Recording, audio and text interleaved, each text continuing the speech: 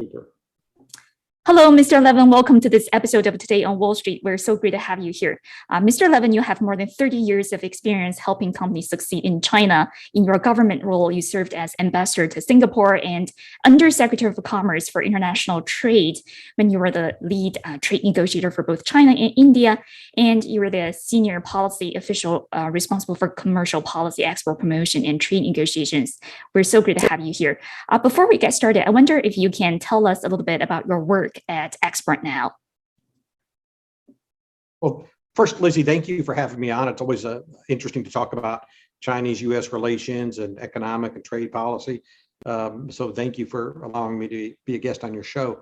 What I'm doing now, what I've been doing for about 11 years, my company is Export Now, and we run e-commerce stores in China for U.S. brands and international brands, meaning we feed into the Alibaba system or JD or Little Red Book, all of the major platforms in China, and we'll do the store operations and management for the typically US companies that don't have a China team. So inbound logistics, product testing and approval, all store strategy and operations, all social media and digital outreach, advertising, customer contact work, and then financial settlement. We remit back US dollars or whatever the client wants, meaning any brand can sit with a laptop any place in the world and they can run a Tmall store because we have a team in Shanghai that does all the work. It sounds fantastic. And speaking of international trade, I wanted to start with recent events. As you know, China has applied to join CPTPP, which the United States ditched several years ago. So what's that move all about and how will CPTPP pan out in the future? Well, I think there are two goals here. One, anytime you reduce trade barriers, there are economic gains. So China is going to be helping its own economy and the other members of the CPTPP help their economies as well by removing internal barriers. So that's one, it's an economic initiative. But two, I also think there are political benefits for China and potentially for the other members as well, meaning it just as economic ties in the region grow, political ties grow as well. So I think it's a statement from China to the nearby economies. We are an important partner. We are a good partner for you. We want to reduce these barriers so that we may have mutual prosperity. So I think it's smart of China to do that. I see. Thank you for that introduction. I wanted to turn to China's domestic economics a little bit. As you know, in the past few months, we've seen a dizzying array of regulatory crackdowns by the Chinese government with seemingly disparate targets from e-commerce, fintech, ride-hailing services to education, video games, and entertainment industry. I wonder what's the motivation of all those moves and why now? Yeah, it's interesting how fast this change has taken place. I think some of these issues are the same in every country in the world, meaning the nature of technology means some of these companies, private companies, have established almost a monopoly or natural monopoly in what, and typically when there's a monopoly in a society or an economy, this is typically viewed as a government responsibility, like electricity or something, right? I mean, but we say technology actually allows private companies to perform well in the system. So to my mind, there is a good argument for government regulations or government supervision. I'm not quite sure about all of these initiatives, though, if the government is going too far or what the ultimate goal is. One example across mind is the educational technology sector.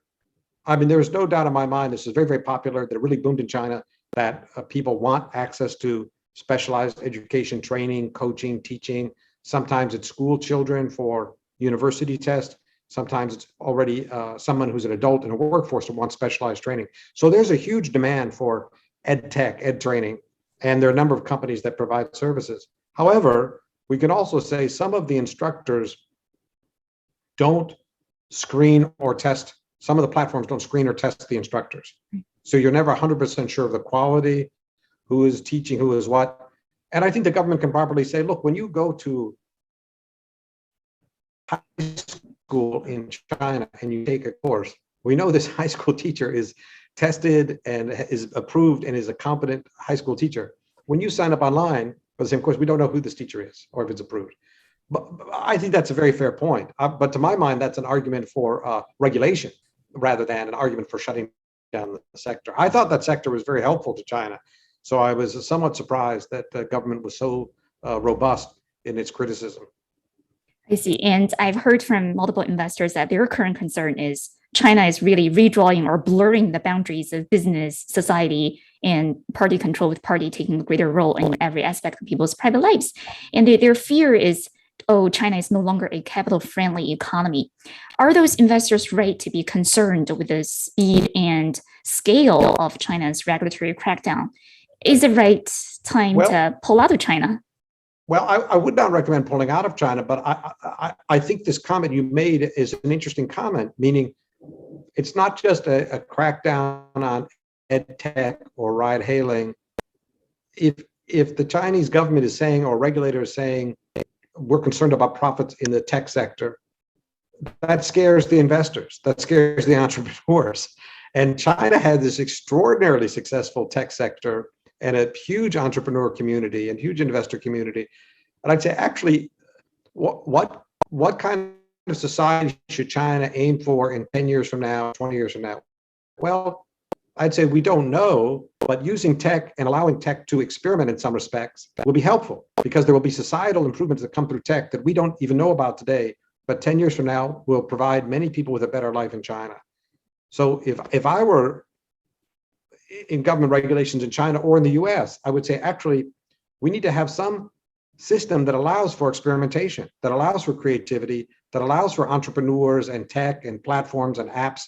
And we can't view this as a problem, or we can't view this as a negative, because some of these apps will be incredibly powerful, incredibly helpful, and we will all have a better life because of adaptation of these apps. So there's a longer term concern. If you think you are just regulating or stopping bad practices, maybe, but you don't want to accidentally stop good practices. You know, the saying in the US is, you throw out the baby with the bathwater, right? You throw it all out. So be careful about that practice. Right? I see. Final question of the day. I wanted to sort of look at the big picture a little bit. I've heard from some commentators that, China is actually returning to the Mao era campaign style activities against the rich and the capitalist. Xi Jinping is returning to his communist roots. The other commentators I talk with argue that China is simply doing what the West wants to achieve, right? Meaning in big tax, protecting privacy, addressing wealth and income inequality, but China is doing it at a faster speed while the West is mired in divisive domestic politics, so to speak. Do you think China is taking a step forward or a step backward? What's your general assessment of the situation? Well, it's early days. I don't think the Common Prosperity Initiative is as harmful as you said. Somebody suggests that it returned to Mao era or culture. I don't think it's anything like that. So I'm not concerned that it's going to be a war against prosperity or war against wealthy. I think there's a lot of respect in China today for economic success and business and so forth. But as we see in every country around the world, there's respect for success, but there's also wariness or a desire for inclusive prosperity. So I would say China has had maybe the best economic record in the world for the last 30 or 40 years, extraordinary success in economic growth.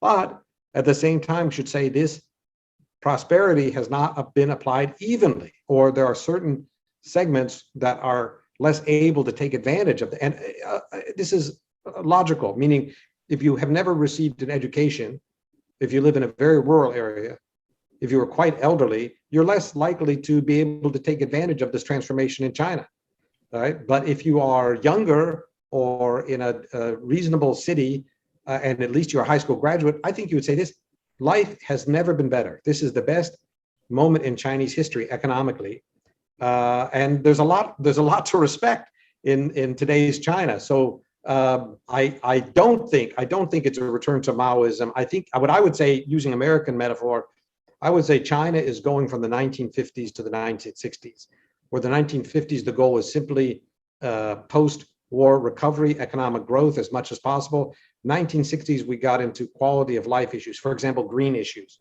or civil rights issues, to say okay, we have prosperity, but what does this mean? And is there a cost or a problem with prosperity? Well, yeah, there definitely can be. So it is good to talk about that.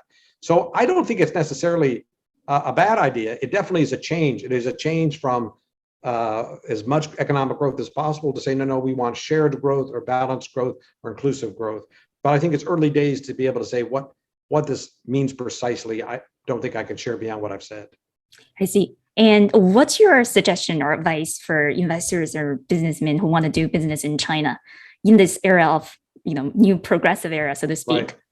Well, I am bullish on China. I mean, I still think that long-term fundamentals are very positive, but I'd say you're going to have certain segments of the economy, certain business segments that are more subject to government regulation or government intervention, and certain that are less. And by the way, this is why we stayed with e-commerce, because it's consumer goods, and consumer goods in general, the government is quite comfortable letting the market decide. I mean, you have some labeling requirements, and of course, if it's food or cosmetics, you have testing requirements, of course. But in general, the government is very, very comfortable saying we have no problem if Nike is selling shoes in China and competing against Li Ning. We don't have any problem with that, fair competition.